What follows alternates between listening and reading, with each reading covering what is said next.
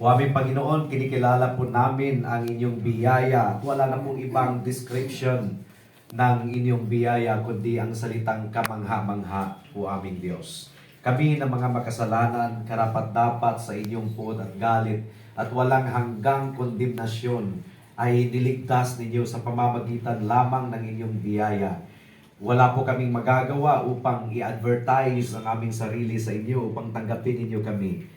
Merong kayong solusyon sa aming problema sa kasalanan, at wala na pong iba kundi ang inyong bugtong na anak na si Jesucristo, 100% God, 100% man, na siyang pumarito upang sundin ang buong kalooban ninyo, ang batas ninyo, at sa takdang panahon siya ay nabayubay doon sa cross ng Kalbaryo para sa kapatawaran ng aming kasalanan, upang mapawi ang inyong galit, O Diyos. Hinihiling po namin na ang mensahe ng Ebanghelyong ito ang siyang tumimo sa puso at isipan ng bawat isa sa amin sa ikaliligtas ng aming kaluluwa, ng mga wala pa kay Kristo. In Jesus' name we pray.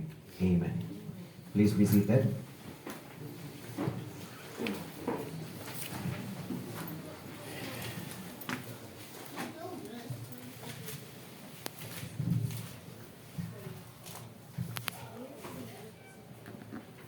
Para po sa pagbubulay-bulay ng salita ng Panginoon ngayong gabi, pakinggan po natin ang Lucas Kapitulo 12, versikulo 13 hanggang sa 21. Luke chapter 12, verse 13 hanggang sa verse 21.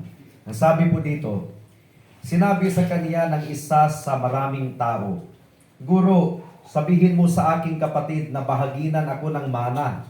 Subalit sinabi niya sa kaniya, Lalaki, sino ang nagtalaga sa akin upang maging hukom o tagapamahagi sa inyo? Sinabi niya sa kanila, Mag-ingat kayo at magbantay laban sa lahat ng kasakiman, sapagkat ang buhay ng tao ay wala sa kasaganaan ng kaniyang mga ari-arian. Nagsalaysay siya sa kanila ng isang talinghaga. Ang lupain ng taong mayaman ay namunga ng sagana. Inisip niya sa sarili, ano ang gagawin ko sapagkat wala akong mapaglalagyan ng aking mga ani? Sinabi niya, ito ang aking gagawin. Gigibain ko ang aking mga kamalig at magtatayo ako ng mas malalaki at doon ko titipunin ang lahat ng aking mga butil at mga pag-aari. At sasabihin ko sa aking kaluluwa, Kaluluwa, marami ka ng pag-aaring nakaimbak para sa maraming taon. Magpahinga ka, kumain ka, uminom ka, magsaya ka.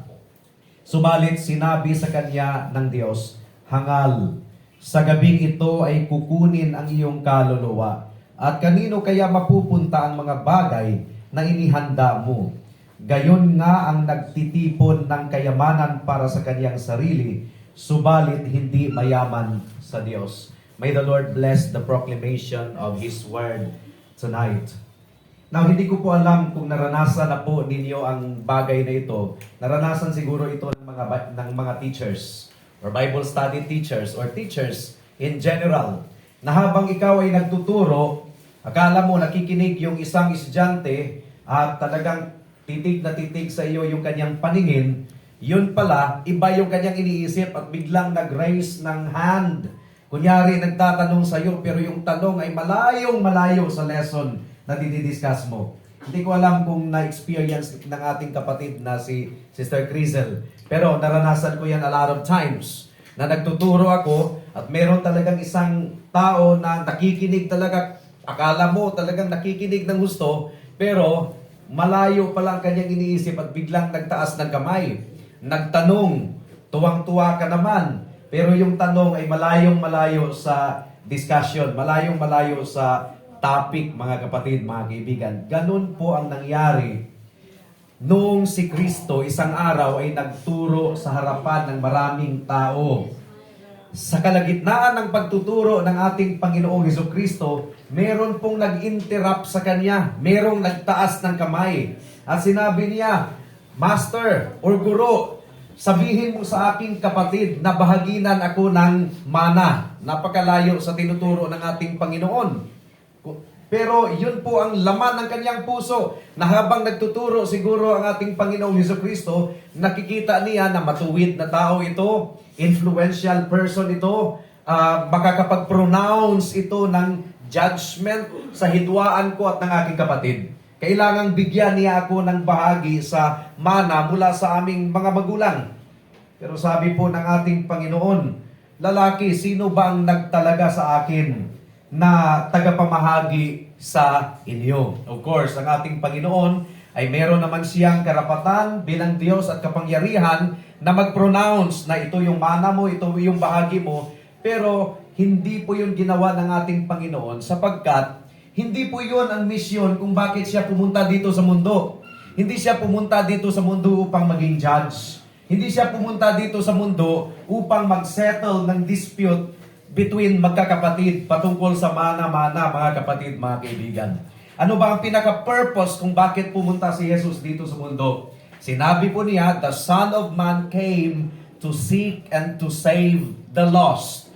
Pumunta ang anak ng tao dito sa mundo upang hanapin at iligtas ang mga nawawala or naliligaw. And then sinabi po ng ating Panginoon, mag-ingat kayo sa kasakiman. Beware of covetousness. Kahakog, kasakiman, mga kapatid, mga kaibigan. So, nung sinabi ni Jesus na mag-ingat kayo sa kasakiman, probably itong taong ito ay wala talaga siyang just claim sa kanyang ipinaglalaban. Siguro hindi legal kasi you should know the culture of the Jewish people. Sa hatian po ng mana, ang panganay doble talaga ang portion. Pag panganay doble sa Jewish people.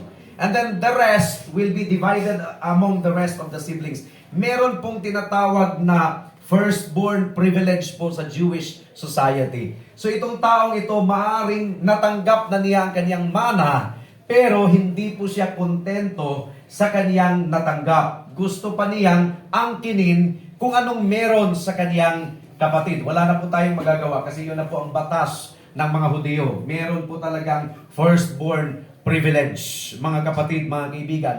So it was all about covetousness. Mag-ingat daw tayo sa kasakiman. Ang implication nito, lahat po ng kasakiman ay delikado. Nakakapinsala talaga ang kasakiman. At alam niyo ba na maraming mga magkakapatid na nagpapatayan at hindi na nag-uusap sa loob ng maraming taon dahil lang sa issue ng mga mana-mana. So talagang nakakapinsala talaga ang kasakiman. Kahakog sa Bisaya pa. Jesus Christ refused dahil hindi po yon ang kanyang mission sa pagpunta niya dito sa mundo. His mission was to seek and to save the lost. And then, nagbigay ang ating Panginoon ng parable or talinghaga to address the problem of kasakiman. So merong kwento ang ating Panginoon. Our Lord was a great storyteller to illustrate the truth of what He was teaching. Meron daw isang mayaman, taong mayaman. Napakalaki ng kanyang ani, napakalaki ng kanyang kita. He had a very good problem. Usually ang problema talaga. Pero yung problema noong taong mayaman na yon, it was a very good problem kasi yung kanyang mga kamalig ay maliliit. Sa sobrang dami ng kanyang ani, ng kanyang kinikita, hindi po magkasya sa maliliit na kamalig. So it was a problem, but it was a very good problem.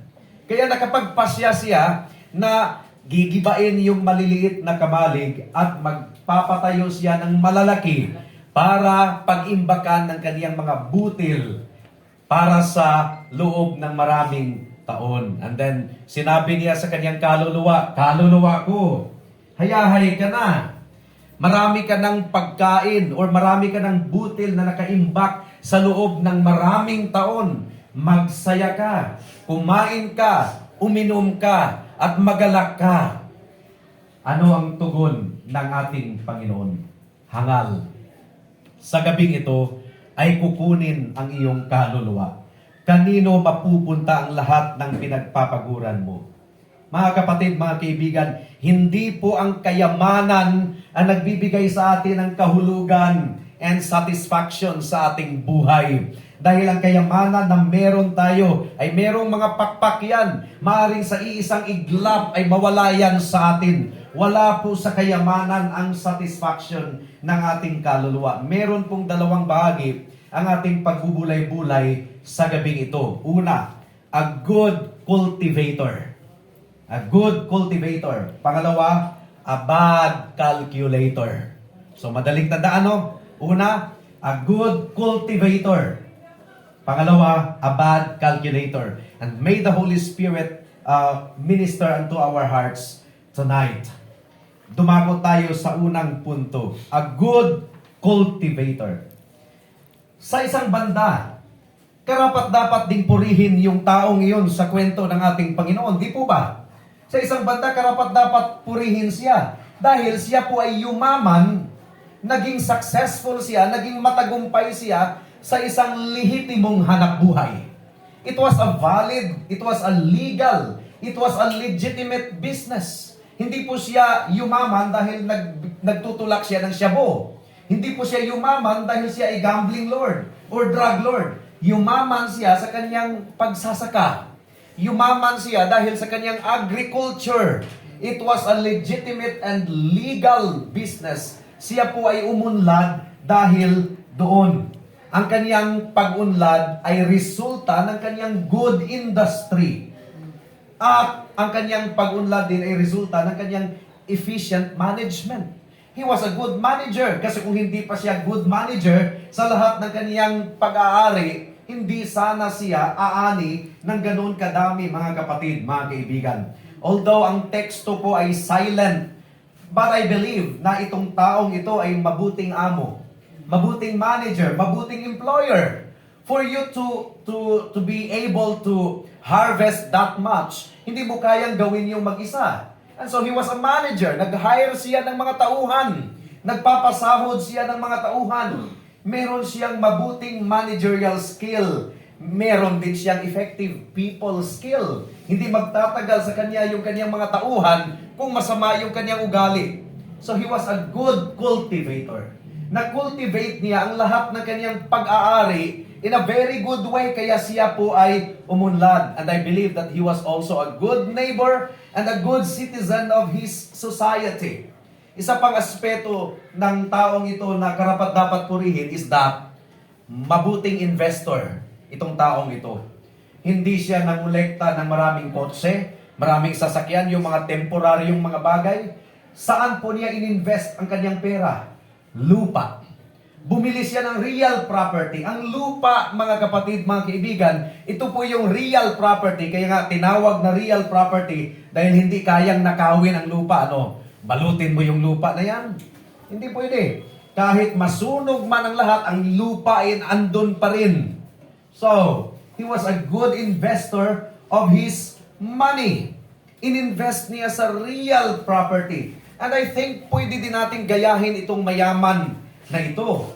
Na kung meron po tayong extra income, let us invest it sa isang real property. Lupa, mga kapatid, mga kaibigan, yung mga cellphone, yung mga gadget, madaling masira yan. They are very temporary. Pero itong taong ito, wise investor po siya. And he was an agriculturist. He was a farmer. Malakihan na farming ang kanyang ginagawa. Ibig sabihin, naunawaan niya ang business ng farming. Naunawaan niya. He understood the seasons and the times. Alam niya kung paano i-apply ang science, ang agriculture, mga kapatid, mga kaibigan, sa kaniyang mga ginagawa. And again, this is worth emulating. This is worth na gayahin po natin yung kasipagan ng taong iyon. Ibinuhos niya yung kanyang expertise. Naging expert siya sa kanyang hanap buhay.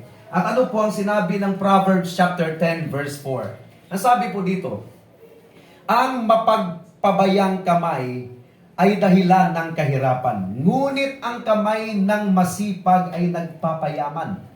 Nakuha natin? Ang kamay ng masipag ay nagpapayaman. So wag po nating isipin na ang work ay punishment. May mga magulang din minsan, sinasabi, nung bata pa ako, badly punished talaga ako sa trabaho, bugbog sarado. Let us not call work a punishment. Work is a blessing. Merong isang teacher na nagsumbong sa akin, "Sir, naawa talaga ako sa bata dahil nadumihan yung kanyang damit. 6 years old pa siya. Pinarusahan siya ng kanyang nanay." Ano ang pinarusa? Siya ang pinaglaba. Sabi ko, "Ma'am, hindi po yan kaparusahan. Training po yun sa bata. And the Bible says, train up the child in the way that he should go. And when he is old, he will not depart from it." Kung ang anak mo ay 14 years old, hindi pa marunong maglaba, talagang nagre-reflect yan sa kung anong parenting meron tayo. Proverbs chapter 12 verse 24, ang sabi dito, "Ang kamay ng masipag ay namamahala, ngunit ang tamad ay malalagay sa sapilitang paggawa." Nakuha natin? Kaya nga kapuri-puri yung tao sa parable ng ating Panginoong Hesukristo dahil siya po ay umunlad, nag-prosper. He was a good cultivator. Proverbs chapter 13 verse 4, ang sabi dito, "Ang kaluluwa ng tamad ay nagnanasa at walang nakukuha, ngunit ang kaluluwa ng masipag ay tutustusang sagana." So ang kasipagan talaga ay i-bless ng ating Panginoon. Pwede din natin itong ma-apply sa church. Kung ang isang iglesia ay nagtatamad sa pagbabahagi ng salita ng Panginoon, hindi yan lalago. Aabot yan ng ilang taon bilang isang iglesia pero wala talagang paglagong matutunghayan kung talagang nagtatamad sa pagbabahagi ng salita ng Diyos sa Bible study at pangangaral na katulad nito. This is an opportunity for us to proclaim the gospel. Proverbs chapter 22 verse 29. Ang sabi pa dito, "Nakikita mo ba ang taong mahusay sa kanyang gawain? Siya'y tatayo sa harap ng mga hari. Hindi siya tatayo sa harap ng mga taong hamak." In other words, ang taong masipag at mahusay ay mapupromote talaga sa kanyang buhay. That's a principle. Kaya nga, matapat ang Panginoon dahil itong taong ito, siya po ay umunlad, siya po ay yumaman, dahil in-apply po niya ang prinsipyo na nakalatag sa Biblia na kinakailangan tayo ay magsipag at tayo ay maging mahusay sa lahat ng ating ginagawa. So the man in the parable is a good cultivator, worthy of imitation, worthy of emulation. Mga kapatid, mga kaibigan, gayon pa man, kahit siya ay good cultivator, siya po ay bad calculator. Bad calculator. Hindi siya marunong mag-calculate. Hindi siya marunong mag-compute sa mga importanteng bagay. Ang sabi po niya, "Kaluluwa ko, hayahay ka na, magsaya ka, marami ka ng pagkain na nakaimbak sa loob ng maraming taon. Eat, drink, and be merry."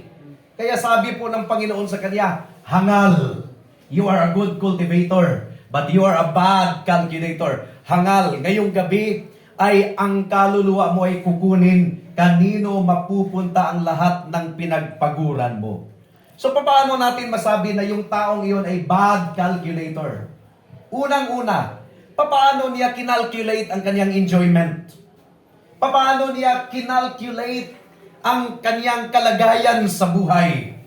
Para siya katulad ni Nebuchadnezzar, pumunta sa bubong ng kanyang palasyo at nagmayabang siya sa kanyang sarili. "Ito ang aking kaharian na pinatayo ng aking kamay." So ang taong ito, tinanggal po niya ang Panginoon sa kanyang equation. Hindi po naka-record na siya ay nagpasalamat sa Diyos. Hindi po naka-record na siya ay nagtiwala sa Diyos. God was totally removed from the equation. Hindi niya kinilala ang Diyos sa kanyang pag-unlad. Wala pong naka-record na siya ay nagpasalamat sa Diyos at sumamba sa Diyos. Nakalimutan niya na ang ating Diyos ang siyang nagkaloob sa lahat ng bagay. Kahit sa hangin na ating hininga, kahit sa movement of our body, kahit sa function ng ating brain. Don't you know na hindi ka basta-basta makalakad kung ang utak mo ay hindi nagpa-function? I know of someone in Iligan City na siya ay nabangga. So na-affected yung kanyang brain. Tinitherapy for how many days? Umabot ng ilang araw, mga kapatid, na kinakailangan i-figure out niya paano nga ba lumakad, paano humakbang. Tayo, it is automatic unto us na tayo ay lalakad if we want to go there. Pero yung taong iyon, puzzle pa sa kanya. Ano ba ang gagawin ko? Hanggang sa in-exercise niya ang kanyang brain, unti-unting nanumbalik Kaya, biyaya po ng Panginoon that we can do things automatically. Things that we want. If we want to raise our hand, kaya nating akyatin. The command from the brain is very quick. Pero yung taong iyon, kailangan pa niyang i-figure out kung paano po humakbang.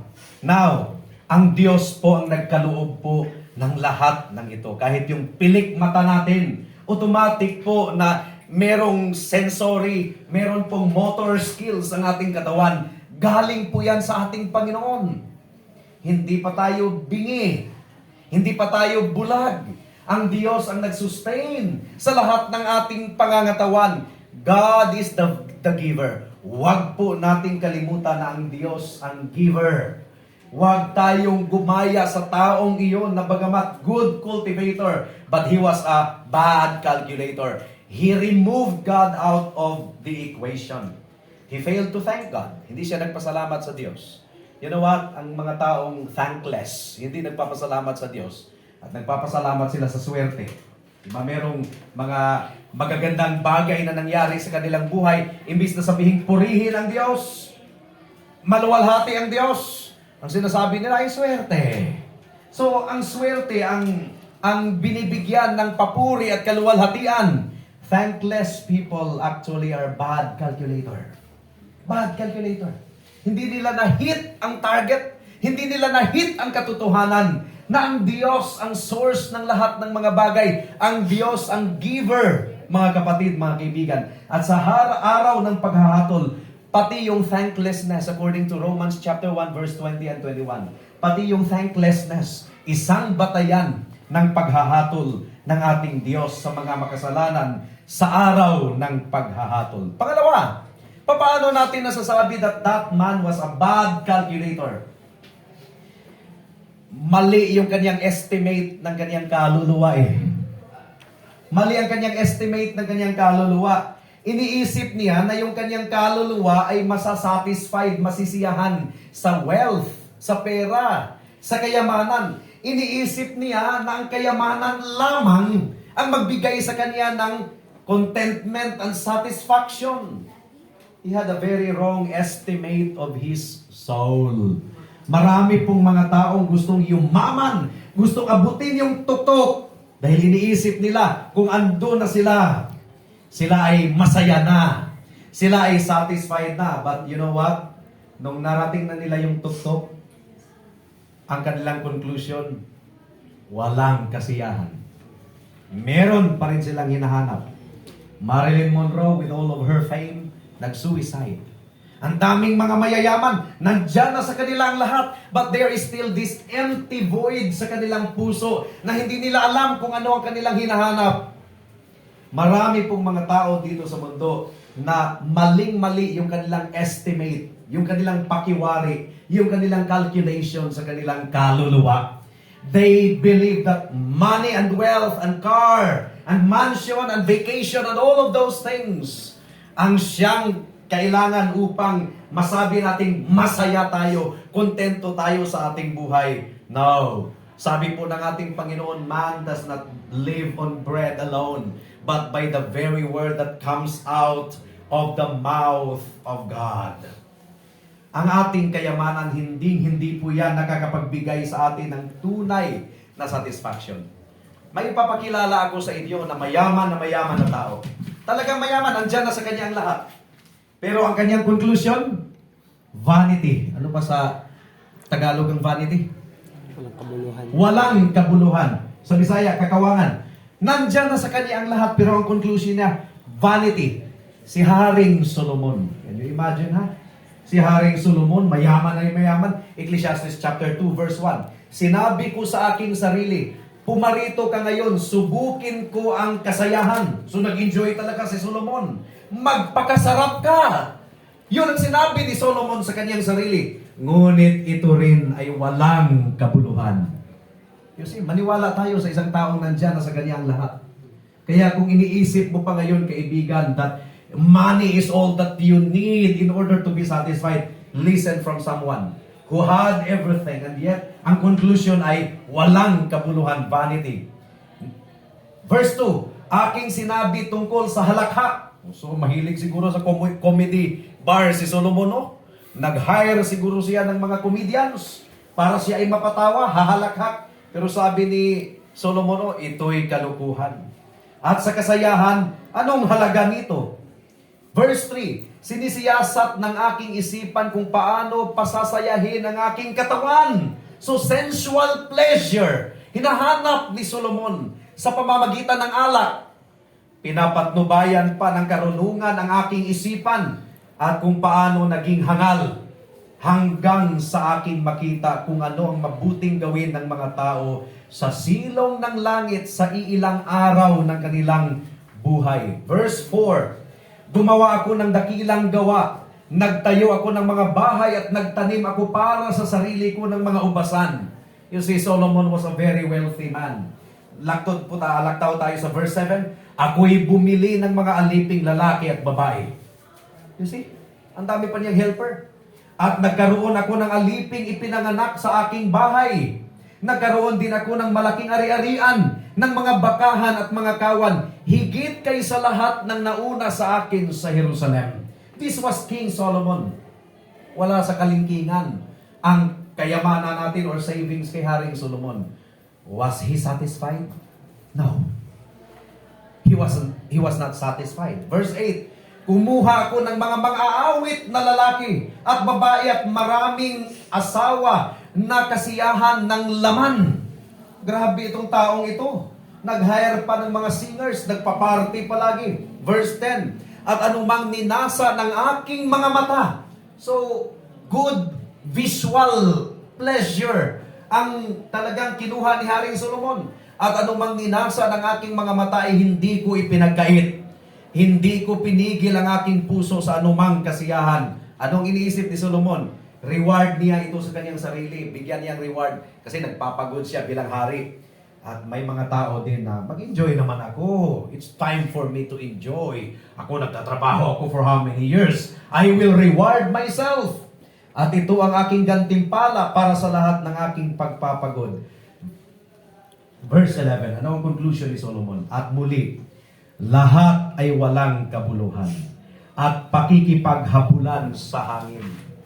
You see, mga kapatid, mga kaibigan, the person was a bad calculator. Hindi niya na-estimate ang kanyang kaluluwa. Hindi niya na-calculate. Di ba ito din ang rhetorical question ng ating Panginoon? Sinabi ng ating Panginoon, what profit is it for a man to gain the whole world and lose his own soul? Ano ba ang pakinabang para sa isang tao na maangkin niya ang buong mundo pero ang kanyang kaluluwa ay mapapahamak? This was the Lord Jesus Christ asking that rhetorical question. Ang taong iyon ay napaka-wrong ang kanyang pakiwari sa kanyang kaluluwa. He had a very wrong estimate of his soul as if ang kanyang kaluluwa ay masasatisfied sa kanyang mga kayamanan. But he was totally wrong. Ano pa? Bakit bad calculator ang taong iyon? He had a very wrong distribution of goods. Mali yung kanyang pag-budget sa kanyang kayamanan. Saan niya binabudget ang kanyang kayamanan? Para saan ang kanyang kayamanan? Para sa sarili. Kaluluwa ko, marami ka ng ani. Eat, drink, and be merry. So para saan ang kanyang kayamanan? Para kanino niya dinidistribute? Para sa sarili. When the Bible tells us, in proportion, kung paano ka pinagpapala ng Diyos, huwag kalimutan ang mga nangangailangan. The poor will always be with you. You have to help the poor. You have to give portion to the poor. And if you are a Christian, you have to give portion to the work of the Lord for the propagation of the gospel. Pero ang taong ito, para kanino lang ang kanyang kayamanan? Para sa sarili. It's all about the self. Eat, drink, and be merry. And you know what? Meron pong dalawang bodies of water doon sa Middle East. Parehong pinagmulan, ha? Parehong pinagmulan. Ang pinagmulan ng body of water na yon ay parehong Jordan River. Jordan River. Mahaba po kasi ang Jordan River eh. Ang Jordan River ay pumupunta sa Dead Sea. Ang Dead Sea ay talagang patay. Wala talagang tumutubong tanim doon sa Dead Sea. Talagang dead, walang isda na nabubuhay doon. At kung ikaw ay hihiga sa Dead Sea at maglagay ka lang ng unan sa ulo mo, lulutang ka. Dahil napaka taas ng salt content, yung Dead Sea. Patay. Tinawag na Dead Sea. Pero yung Sea of Galilee, parehong galing sa Jordan River. Pero ang Sea of Galilee ay buhay. Ang Sea of Galilee. Ang daming mga isda, ang daming mga seaweeds doon sa Sea of Galilee. It's full of life everywhere. Pero ang source, parehong Jordan River. How is that so? Na parehong nanggagaling sa Jordan River but the other one is dead and the other one is alive. Ang sagot, as the Sea of Galilee receives water from the Jordan River, nire-release niya ito papunta sa greater body of water which is called Mediterranean Sea. Tumatanggap ang Sea of Galilee, nagbibigay din. Kaya siya ay buhay. Pero ang Dead Sea, natanggap lang ng tanggap, akin, tanggap lang, without releasing it, without giving it to others, patay. Walang kabuluhan. So, bad calculator ang taong iyon because he had a very wrong distribution of goods. At ang pinakarason kung bakit bad calculator ang taong iyon is that mali ang kanyang calculation of time. Paano niya kinalculate ang kanyang buhay? Kinalculate po niya in terms of years. Binilang po niya ang kanyang buhay in terms of years. Kaluluwa ko, magpakasaya ka, kumain ka, uminom ka. Dahil marami ka ng pagkain na kaimbak sa loob ng maraming taon. Paano niya kinumpute ang kanyang buhay? Sa loob ng maraming taon. Pero ano po ang sinabi ni James? Ano ba ang buhay natin? Parang singaw lamang. Na ngayon ay nandirito pero bukas ay wala na. Anong ibig sabihin ng singaw? Ang singaw po ay ito. Yun po ang singaw. Ang bilis na wala. Ang buhay po natin ay maiksi. Bakit? Alam mo ba na bukas ay mabubuhay ka pa? Alam mo ba na aabot ka pa ng Thursday sa linggong ito? We simply do not know. Kaya nga sinabi po ni Moses, teach us to number our days. Days. Pero ang taong iyon sa kanyang kahangalan, he counted his life in terms of years. Mga kapatid, mga kaibigan, ang katotohanan ay nananatiling ganito. Ang buhay natin dito sa mundo ay maiksi lamang. Very short. Hindi po tayo immortal. Huwag nating isipin na nandito tayo, ang kamatayan nandun pa sa malayong kilometro. No. Ang sinabi po ng Biblia, ang kamatayan lang po, isang hakbang lang mula sa atin. Anything could happen. The man in the parable calculated a long life. Perhaps, dahil ang kanyang iniisip, mahilig siguro siyang mag-host ng party, no? Mag-invite ng mga friends para kumain kasama niya. Mahilig siguro ang taong ito. Usually, ang mga ganito ay mahilig mag-host ng party, magpabungga. In-invite niya yung kanyang mga kaibigan nung mga nakaraang araw. Probably. Pero meron pong isang bisita na hindi niya inaakala na kumatok sa kanyang pintuan. Ang kamatayan po, mga kapatid, mga kaibigan. Maaring sa gitna ng kasiyahan, may kapitbahay kami sa Unidos dati. Talagang umuwi mula sa ibang bayan, mula sa Manila, I suppose. Doon po naligo sa dam, sa ilog doon sa amin. Nag-dive siya. Wrong calculation. Ang babaw pala ng tubig. Nung nag-dive siya, automatic yung kanyang ulo ay tumama doon sa mga matutulis na bato. Biak! Patay! Automatic. Our life is very short. A few years ago, may isang kabataan doon sa amin nakapapasa lang ng licensure exam for teachers, tuwang-tuwa. Nag-drive ng motor madaling araw. Hindi rin alam kung bakit napunta sa gitna ng daan ang kalsada yung malaking bato. Nabangga ng bus yung malaking bato sa gitna ng kalsada. Siyempre, ang lakas ng impact. Talagang tumba ang bus. Yung nag-drive ng motor, nakapapasa lang ng licensure exam for teachers, natumbahan ng boss, automatic, patay. Nakakatiyak ka ba sa buhay mo? Do not be a bad calculator, my dear friend. It could be that this is your last night of existence. It could be na sa gabing ito ay tatawagin ka na ng Diyos. Ang sabi po ng Bible, as it is appointed for man to die once and after that to face judgment. Maaring sa gabing ito ay tatawagin ka na ng Diyos. Haharap ka sa ating Panginoon upang managot para sa buhay mo. Handa ka na ba? Hindi ka magiging handa kung ang sarili mong kabutihan ang ibabandera mo sa harapan ng Diyos. No. Ang sabi po ng Isaiah chapter 64 verse 6, ang ating kabaitan at katuwiran ay maruming basahan lamang sa harapan ng Diyos. Nababaitan ka sa sarili mo? Maruming basahan lamang yan sa harapan ng Diyos. Hindi ang katuwiran mo ang kinakailangan mo, kaibigan. Katuwiran ng iba na itadamit sa iyo. Ang sinasabi din ng Biblia, ang kabayaran ng kasalanan ay kamatayan. Kung walang pagdanak ng dugo, ay walang kapatawaran sa kasalanan. In other words, ang kasalanan mo ay kailangang mahugasan ng banal na dugo. Mabura!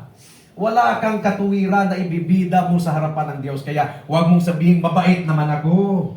Wala naman akong inaapakang kapwa. Si Lord na ang bahala sa akin. Basta, magpakabait ako. No. Hindi ang katuwiran mo ang kailangan mo upang humarap ka sa Diyos. Katuwiran po ng iba. Walang taong merong ganoong katuwiran na perpekto at nakatanggap-tanggap sa harapan ng Diyos. Ang hindi malutas ng tao ay nilutas ng Diyos. Kaya niya sinugo ang kanyang bugtong na anak na si Jesucristo. 100% God, Diyos, banal. Naging 100% na tao, hindi nawala ang kanyang pagiging Diyos, pero naging tao siya. Sinunod ni Kristo ang buong batas ng Diyos. At sa takdang panahon, inalay niya ang kanyang dugo doon sa cross ng Kalbaryo. Now, bakit ginawa yun ni Kristo? Para sa kanyang sarili? Wala siyang kasalanan. Ginawa yun ni Kristo para sa kanyang mga tao. At kaibigan, kung itigil mo na ang pagtitiwala mo sa sarili mo at ilipat mo ang pananampalataya mo kay Kristo, siya ang merong katuwiran, ikaw wala. Siya ang nag-aalay ng kanyang dugo, ikaw walang dugong may pagmamalaki sa harapan ng Diyos. Kahit magpinitensya ka pa ng 1 million times, marumi ang dugo mo. No, magtiwala ka sa dugo ni Kristo. Inalay niya doon sa cross ng Kalbaryo, minsan lamang para sa lahat ng panahon. Kung ikaw ay magsisi sa kasalanan mo, merong pag-amin na ikaw ay masama, ikaw ay marumi at karapat-dapat sa paghahatol ng Diyos. Kung ikaw ay magsisi sa kasalanan mo at manampalataya kay Kristo lamang bilang tanging Diyos at tagapagligtas mo, ikaw ay maligtas. Kailan ka tutugon? Saka na lang, kung matanda ka na, paugod-ugod ka na, napakababaw ng pagtingin mo sa Diyos. Kung sa Bisaya, pag imantiniran mo ang Ginoo, kumbaga, ibibigay mo sa Panginoon ang paugod-ugod lang. Ngayon, mamuhay ka sa kasalanan, saka ka palang magseryoso kung matanda ka na. Paano ka nakakasigurado na aabot ka doon? Si Felix sa Book of Acts, nangaral si Apostle Paul. Naging uncomfortable si Felix dahil sinabi ni Pablo na magsisi sa kasalanan, mamuhay ng katuwiran, magsisi manubalik sa Diyos. Natakot si Felix. Sinabi ni Felix, tama na. Saka na lang ako makinig sa iyo when the time is convenient. As of now, tama na.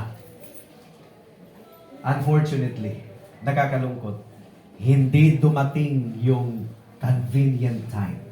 Si Felix ay namatay sa kanyang kasalanan. Kaya, kailan ka tutugon sa panawagan ng Ebanghelyo, kaibigan, na magsisi sa kasalanan mo at manampalataya kay Kristo lamang?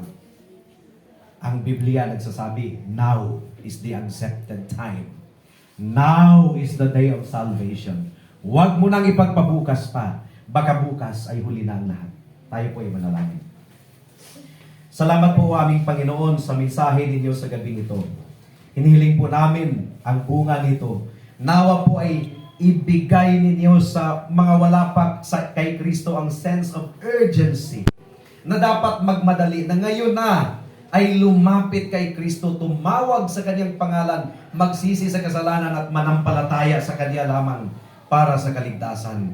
Naway kumilos ang banal na Espiritu at maunawaan ng bawat isa ang urgency. This is an urgent matter na hindi na kailangan pang ipagpabukas pa. Salamat po Diyos. Ito po ang aming samo dalangin sa pangalan ni Jesus. Amen. Amen. Okay, para po sa ating closing hymn, tayo po ay tumuloy at awitin po natin ang Rock of Ages, Left for Me.